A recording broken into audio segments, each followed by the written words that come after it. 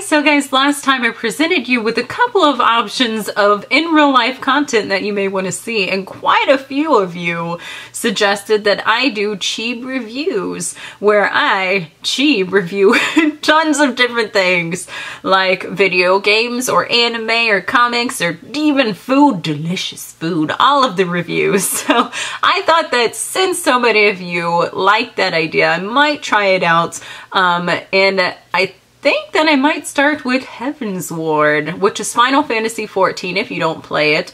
It's the new expansion that came out, which came out on the 19th if you had it pre-ordered, early access, and then on the 23rd if you did not. So since I pre-ordered the collector's edition, digital collector's edition, didn't get the super awesome fancy in real life edition. It came with like a dragon statue and an art book. It was beautiful, but it was $130. I can't afford that stuff. So I got the digital's collector's edition, and I am obsessed. I think it's probably the best $60 I have ever spent on a video game. I'm not exaggerating. Let me tell you why I love it so much, or the things that they have added. They did add flying and flying mounts to the game, which I know a lot of people were concerned about. You can only fly in the new areas, which they added 6 new areas, and they are 2 to 3 times larger than the previous. I like the way that they implemented it in. It's not just an area that you can fly in, it's a flying area that you need to fly to be in this area. It's going to take you a good while to get around.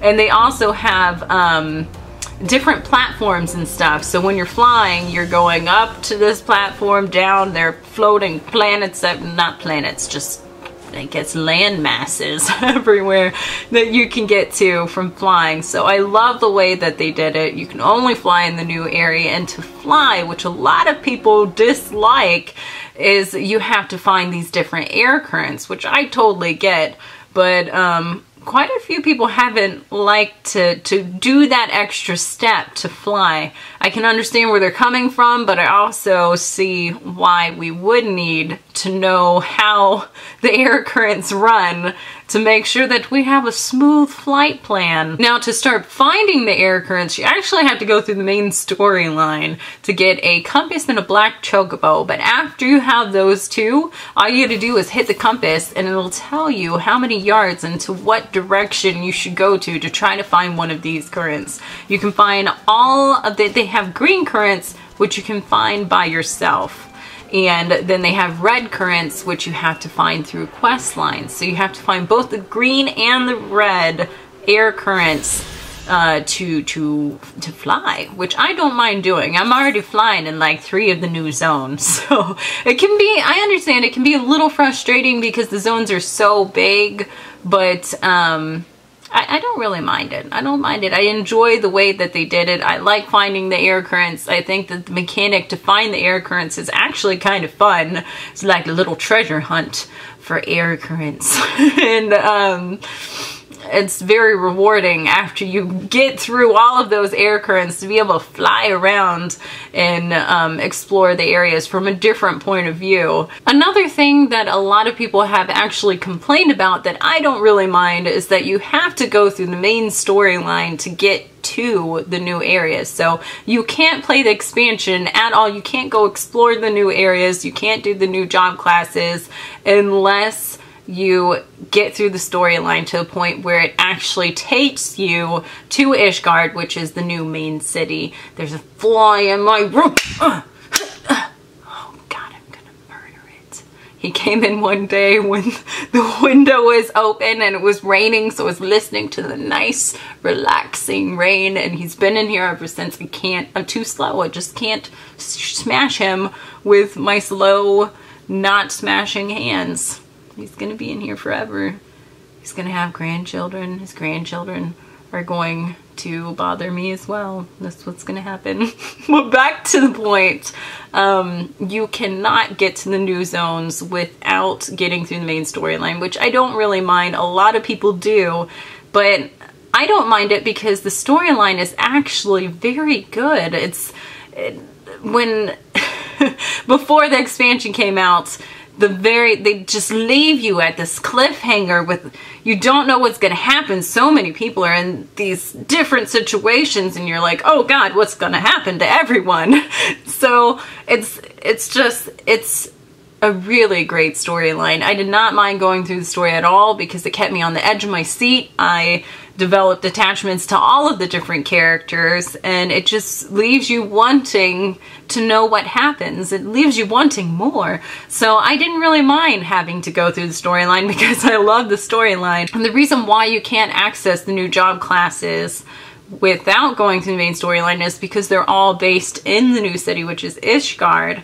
The new classes are Dark Knight, Astrologian, and Machinist. That's right, they added 3 new job classes, which I haven't seen done in expansion before, at least any of the expansions that I've played. Also added a new race of dragonkin, of dragon peoples, which is called, I never can pronounce it correctly. People always make fun of me, but I think it's called the Aru.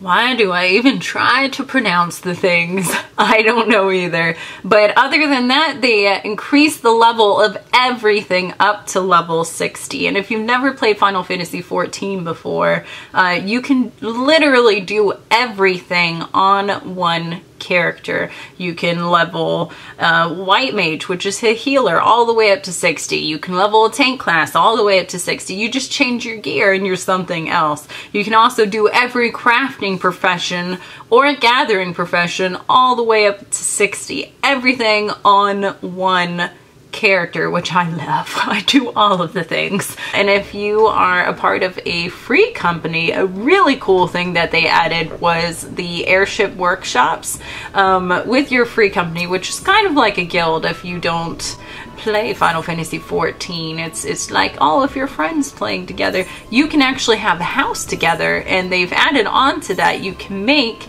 a airship workshop. I believe it's 800,000 gil. We just started building our airship, so I can't really talk about the different voyages or anything because I haven't personally experienced it, but I'm pretty excited to send it out and see what we get. A new cool feature with Duty Finder, which is basically what you use to jump into random parties for dungeons and trials and raids and PvP. Before, you would have to have the appropriate amount of people and the appropriate amount of classes, like 2 DPS, 1 tank, 1 healer to get a party. And now they've added the option where you can click and do an undersized party. So if I wanted to go back and do like an 8-person raid by myself when I'm like 20 levels above it, I could do it by myself. It's an undersized party. You can go in, if it's clicked, you can have less than the amount of people that is supposed to be there. You don't have to have the specific job classes you need, and you can keep your level. So it's really cool in case anybody wants to go back and run a dungeon for a specific item. You don't get any experience, so you can't like power level anyone through it, but it's a cool feature, and I really enjoy that they added that. I'm not really sure if I did a review accurately. I guess I should try to think of something that I disliked about it as well. Oh gosh, what would it be? Oh